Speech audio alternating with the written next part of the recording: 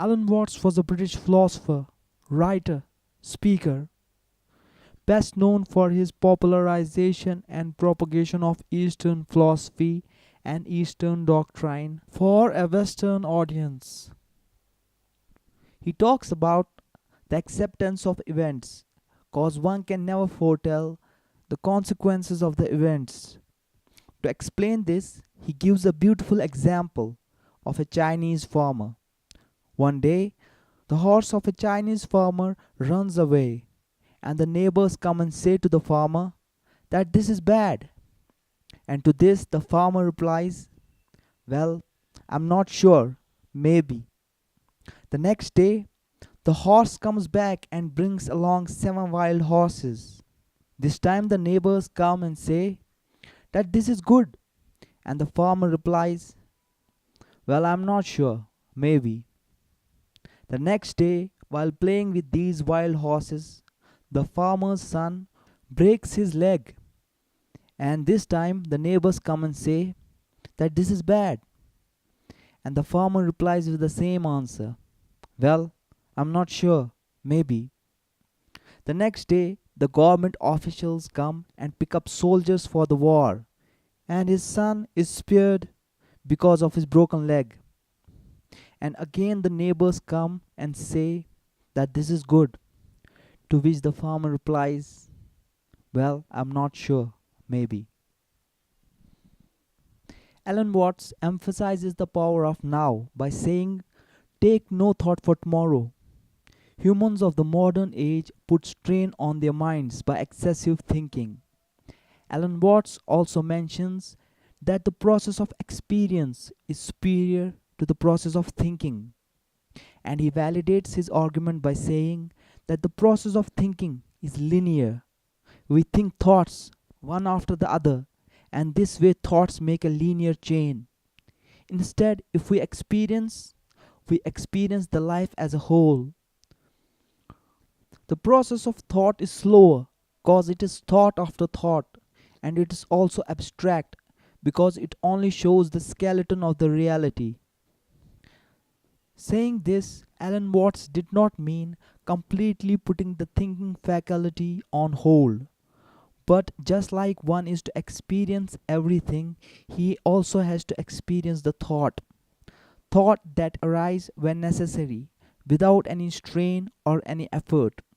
When one is thirsty, the thought of water will arise of itself, and one just has to experience it and trust it. When one feels the necessity to achieve something, the thoughts that will lead in accomplishing of the goals will arise of themselves, and without any strain, you just have to observe them, trust them, and follow them. Constant thinking about our experiences and coding our experiences in words, into signs, into symbols of thought is a buzz that goes day in and day out throughout our day, except when we are sleeping. And consequently, we live in a world that is increasingly separated from the reality. As one begins to live more in the world of experience rather than in the world of abstraction or the world of thoughts, one begins to notice a curious change in the general feeling of life, that there ceases to be an interruption or an interval between the experience and the self. Alan Watts explains the ego as the chronic attempt to make sense of what we are feeling. This psychological blocking of experience by our abstraction of thoughts is what Alan Watts refers to the biblical fall of man. An individual should have minimum interval in between the knower and the known. Alan Watts also teaches the relationship between the observation and the observer by giving a philosophical problem that when a tree falls on the ground in isolation, did it make sound if there was no one to observe it? When a tree falls in a forest, it suddenly makes vibrations in the air. But those vibrations in the air do not become sound unless it vibrates an eardrum. So, in the exact way, light from the sun does not become light unless it falls on the eye. We say in the external world that the things are heavy, but they are heavy except in relation to human muscles. Our mind and the external world go together, they are inseparable. This connection of the experience and the experiencer is the function of meditation. Through meditation, we come to profound peace. Trusting in the universe and trusting in yourself is also very much emphasized by Alan Watts. He says that we do not know where our decisions come from, they pop up like hiccups.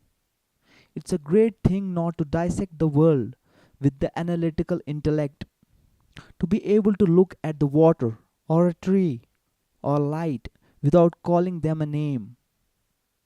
Watts also talks about two types of consciousnesses: one, which is the experience of being as a whole, or the I-ness within every individual, and another is concentrated conscious attention, just like a spotlight. Just like when we pay attention on a figure, we tend to ignore the background.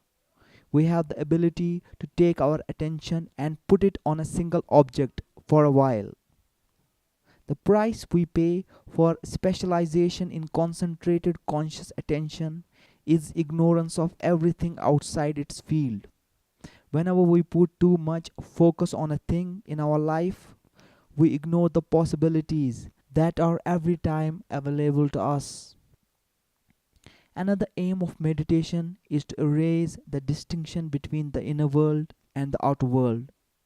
The real purpose of Zen meditation is to realize that the inside world under the skin, up to the tiniest cell, and the outside world, up to going as far as one could go, that is, the galaxies and beyond the galaxies, are all one. Once one realizes it, the whole sense of estrangement or foreignness to the world and to the other beings is overcome. The Zen way of life is not to worry about whether you did the right thing. The purpose of this discipline is to enable one to be comfortable, to relax completely in any form of experience. Go with the flow, to live in the eternal now, in which the past and the future drop away, in which division created by words drop away.